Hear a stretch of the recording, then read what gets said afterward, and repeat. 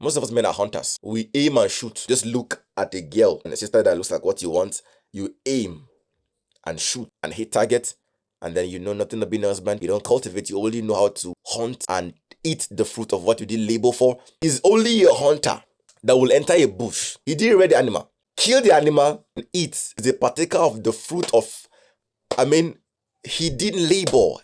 All right? It's not a farmer. It's not a farmer. A farmer knows the price of rearing and cultivating. God forever in Jesus' name. It's a wonderful thing to be here and have a good time with you. Today is Val and we are here and we're going to talk today about what I call the real Val. You know, if you're a student of history and you know who Saint Valentine was, you'll agree with me that he was a man who stood for marriages. I believe so. I like to believe that. That was a very tremendous feat, and it's something that he will forever be remembered for. However, if you look at the topic of discussion today, which is the real Val, you will know that in this session we're talking about something beyond the man Saint Valentine. Most people believe that, and this is just conventional thinking, most people, the average young person believes that Val is about love. Okay? And that's not wrong per se. That's not wrong. That's much in line. Except that that's not entire. And if we're going to say that that was all that there was and is to Val, we're not maximizing the season. All right, we're not maximizing the reason for the season. Saint Valentine stood for marriages in a way that earned him global recognition, and that's something remarkable to do as a human being. However, when we talk about love, it's important that our minds are pointed to the person of love and to the purpose of love. Firstly, I am a believer who does not believe we can discuss love for 2 minutes or even for a minute without talking about God. When I say God now, I mean Jesus. And this understanding is the reason why you will succeed even in the love that Valentine emulated and demonstrated, advocated. Saint Valentine advocated for love because he believed in God's institution called marriage that was a mystery wrapped around love. And so, if we seek to dissect the mystery of marriage, we'll discover that the love factor is the bedrock of that mystery and for that mystery. There's no marriage without love. As much as marriage is meant unto a purpose greater than emotions, we need to understand that the real love cannot be taken out of context if we are going to maximize the mystery and the experience of marriage. The perfect mystery of marriage is that Christ loved the church and gave himself for her. You see that now. And so that's the perfect picture of marriage, and it is between Christ and the church. But what made him marry the church was not redemption purposes alone, was not the fact that he was God, was not the fact that he wanted us close to him. No, it was that he loved. God so loved, and he gave his only begotten son. You see now, what made Adam fall with Eve together for the deceit of Lucifer was not the fact that Adam was blind. No, Paul said it in the epistles. It was not emotions. It was not deception that took Adam down. He ate of the fruit, being fully aware that it was forbidden. But why did he eat? Because Eve had eaten. And in God's own design and pattern of love, you love unto death. When love isn't worth dying for, it's not love. The weight of love is measured by the weight of your commitment, willingness to die if need be for the cause of love.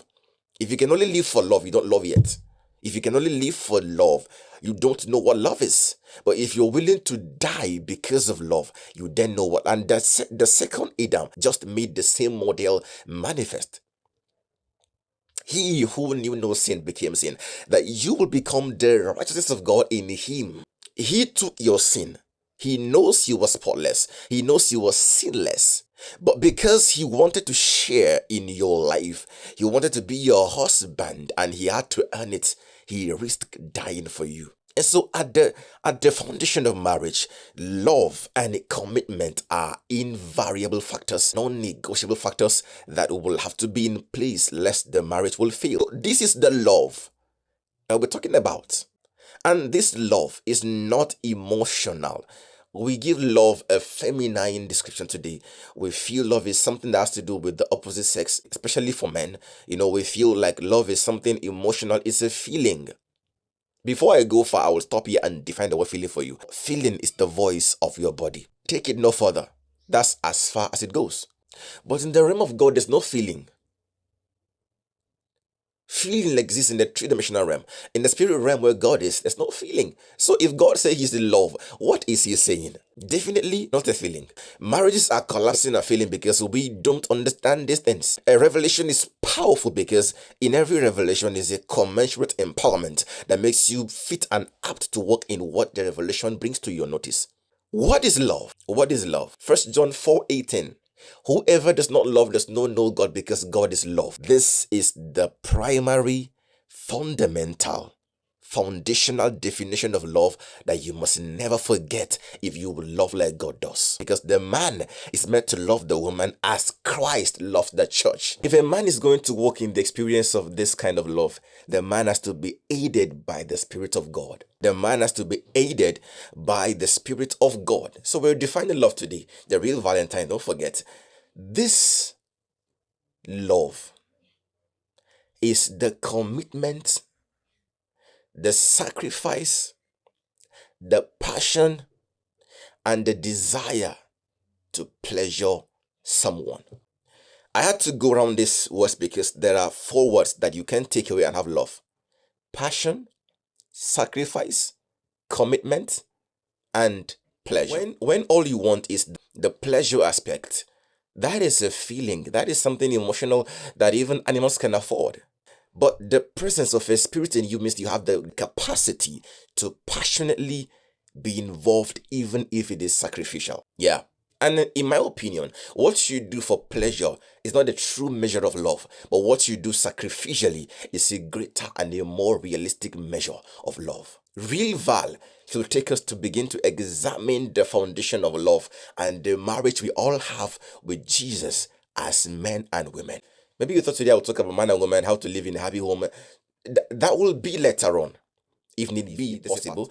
But the foundational understanding you must sustain today is the fact that, single or married, there's a union called marriage in the spirit between you and Jesus Christ. That is the original carving point from whence we measure what marriage should be in the physical. So Jesus, the husband of the church, remains the perfect image of what a husband should be to a woman. And if you're in the phase called dating or courtship, this is also for you. Because courtship is learning how to be a husband, how to be a wife. A lot of definitions today are not in sync with scripture. So we're in trouble because we seek to understand things outside of God's perspective. We think there's a commonsensical aspect of life where we can now do this when we are ready for spiritual journeys or covenant of marriage. We now say, okay, now we put God in the equation. We want to bring God in. That's not how to build. You're building on sand. It won't stand the storms of life. The foundation of everything has got to be in the spirit, and it must continue in the spirit. Paul said, "Oh foolish Galatians, who has bewitched you?" Why did Paul say this? He said, "How is it that you began in the spirit and are seek to be made perfect in the flesh?" That means they began in the spirit, but they seek to complete what they began in the spirit in the flesh. So they looked foolish. At the core of relationship, of courtship, of marriage is the personality of love called Jesus Christ, helping both parties by his spirit to express and receive what he calls love. Anything that Jesus doesn't do to the church, the husband should not do to the wife. It's not love. In our humanity and imperfection, we fall arise, I understand. But not because we seek to continue in falling and rising. It's a journey to perfection. It's the process that takes us to the place of being perfect.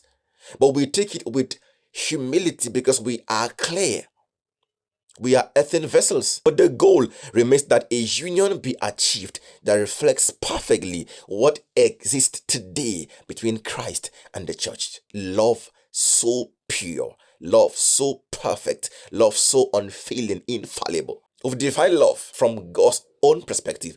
Now let's go a bit forward and define husband. Who is a husband? And for those of you who are in the phase of courtship, when I define a husband, I'm defining what you want to be if you're a man. If you're a woman, when I define a wife, I'm defining what you should be. A husband comes from the word husbandman. That's a gardener. That's a cultivator. He cultivates, he nurtures, he prunes. And you know what? That's all that a husband is. A husbandman is a cultivator. What does he cultivate? A gardener cultivates a garden. A husbandman cultivates a wife. That means the garden in this context is the wife. By this definition, you already know that the husband should not cry and grumble and say she's bad. She's not coming to terms with my growth process. She's not. No, no, no, no, no. No gardener will sit down and say, the tree is not growing, it's not blossoming, it's not. No!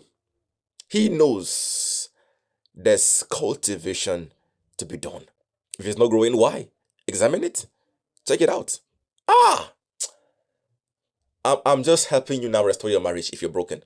If you fail as a man especially. No gardener will sit down and grumble and say the tree is not growing, I've planted, I've watered, I've done what. There are dynamics. There are principles. It's not growing. Did you fertilize it?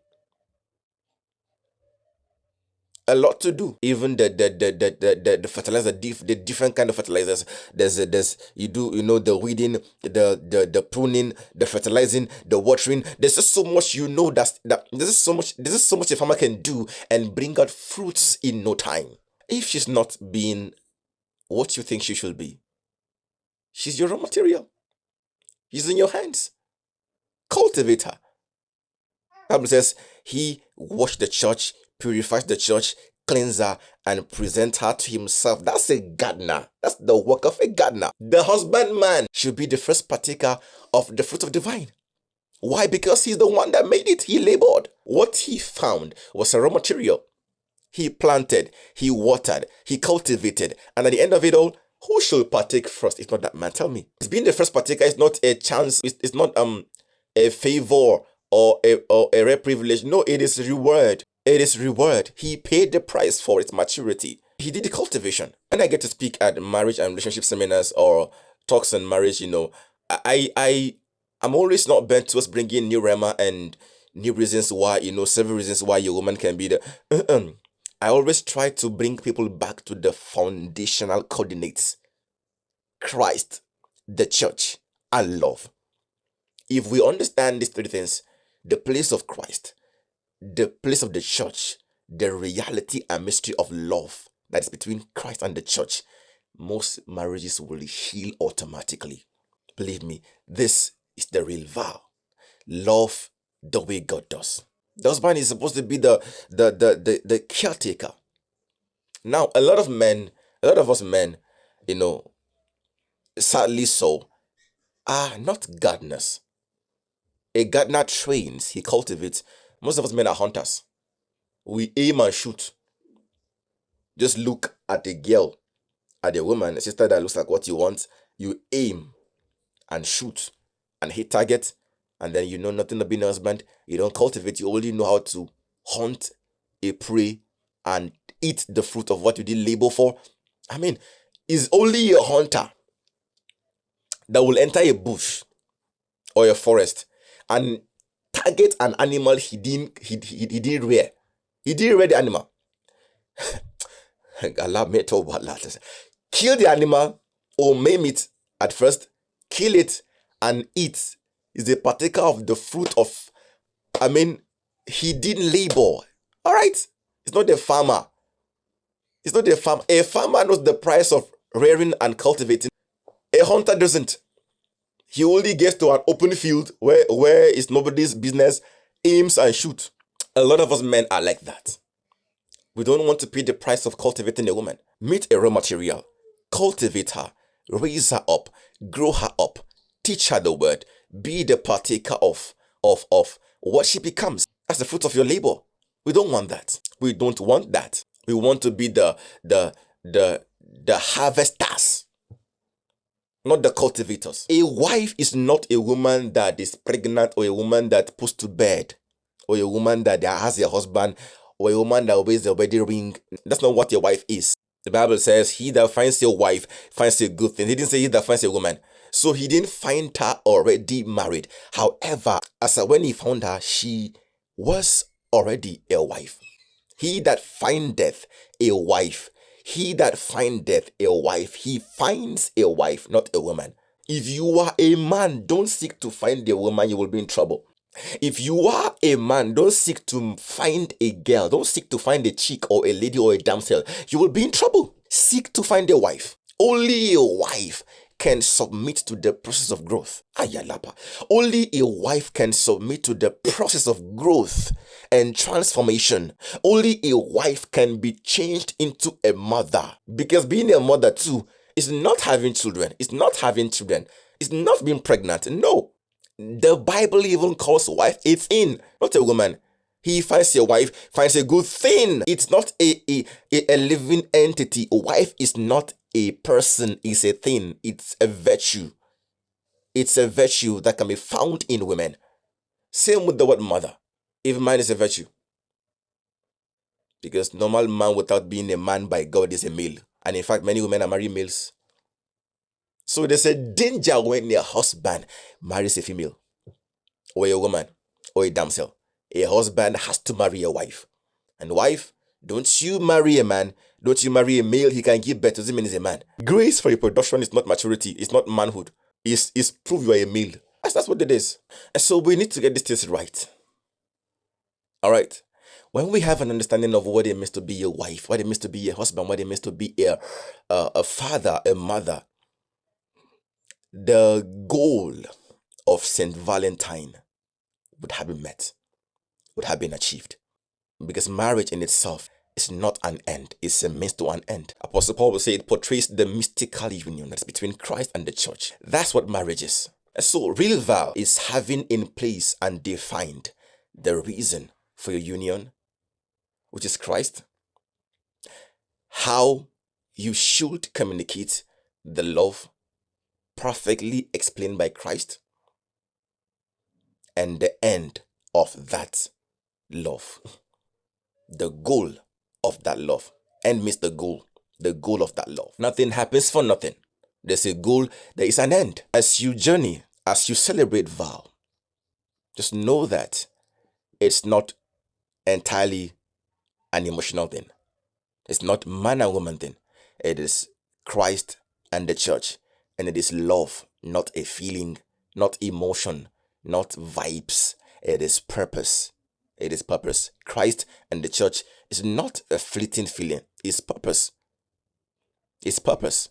So you and your wife, you and your lady, your damsel, your partner to be is purpose. It should be purpose at least. It's not too late to redefine things and realign things. So may God help us.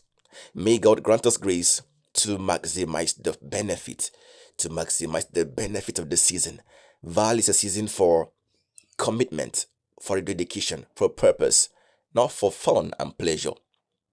No, it wasn't pleasure that made St. Valentine commit to standing for marriages. It wasn't fun that made St. Valentine stand for or what he stood for in his own time. Why should you just have fun and drink juice and hang out and then think you're celebrating what someone staked his life for? It's a season of meditation.